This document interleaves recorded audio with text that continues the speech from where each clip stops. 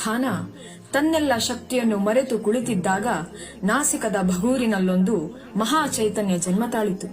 ಚಿಕ್ಕ ವಯಸ್ಸಿನಲ್ಲಿಯೇ ತಮ್ಮನನ್ನು ಕೊನೆಯವರೆಗೂ ಚೆನ್ನಾಗಿ ನೋಡಿಕೊಳ್ಳುತ್ತೇನೆಂದು ಕೊನೆಯುಸಿರೆಳೆದ ತಾಯಿಗೆ ವಚನವಿತ್ತಾಗಿತ್ತು.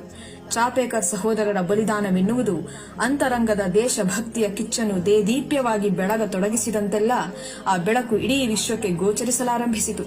ಚಿಕ್ಕಂದಿನಿಂದಲೇ ಮಿತ್ರಮೇಳ, ರಾಷ್ಟ್ರಭಕ್ತ ಸಮೂಹ, ಅಭಿನವ ಭಾರತವೆಂಬಂತಹ ಬಳಗವನ್ನು ಸೃಷ್ಟಿಸಿ ತನ್ಮೂಲಕ ಅದೆಷ್ಟೋ ಕ್ರಾಂತಿಕಾರಿಗಳನ್ನು ನಿರ್ಮಾಣ ಮಾಡಿ ತಾಯಿ ಭಾರತಿಗೆ ಸಮರ್ಪಿಸಿದ್ದು ಒಂದು ಇತಿಹಾಸ.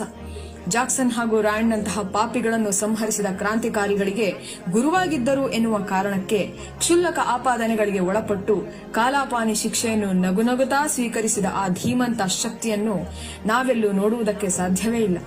ಎರಡೆರಡು ಆಜೀವ ಕರಿನೀರ ಶಿಕ್ಷೆಗೆ ತನ್ನ ತಾ ಸಮರ್ಪಿಸಿಕೊಂಡು ಕರಿನೀರನ್ನೇ ಸಿಹಿನೀರನ್ನಾಗಿ ಪರಿವರ್ತಿಸಿದ ಆ ಮಹಾಪುರುಷ ನಮ್ಮ ಪೂರ್ವಜ. ಆತನ ಹೂಂಕಾರಕ್ಕೆ ಅದೆಷ್ಟು ಮಂದಿ ತಾಯಿ ಭಾರತಿಗೆ ತಮ್ಮ ಪ್ರಾಣವನ್ನೇ ಸಮರ್ಪಿಸಲಿಲ್ಲ. ಅದೆಷ್ಟೋ ಮಂದಿ ಅವರಿಂದ ಪ್ರೇರಿತರಾಗಿಲ್ಲ.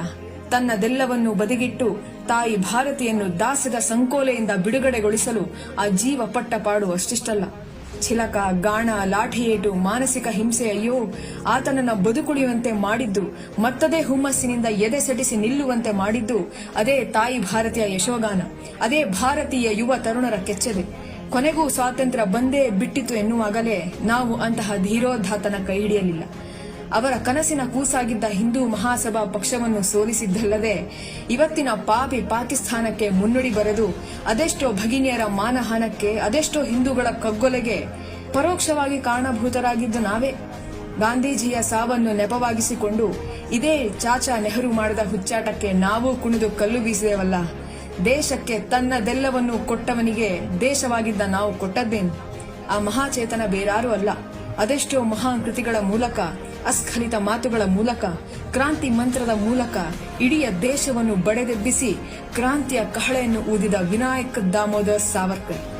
ವೀರ್ ಸಾವರ್ಕರ್ 1883 ಮೇ 28ರಿಂದ 1966 ಫೆಬ್ರವರಿ 26ರ ಅವಧಿಯಲ್ಲಿ ತಾಯಿ ಭಾರತಿಗೆ ತನ್ನ ಕಣ ಕಣವನ್ನು ಮುಡುಪಾಗಿಸಿ ಆ ತಾಯಿಯ ಹೆಮ್ಮೆಯ ಪುತ್ರ ಬೇರಾರೂ ಅಲ್ಲ, ಅಪ್ರತಿಮ ಕ್ರಾಂತಿಕಾರಿ ವೀರ ಸಾವರ್ಕರ್.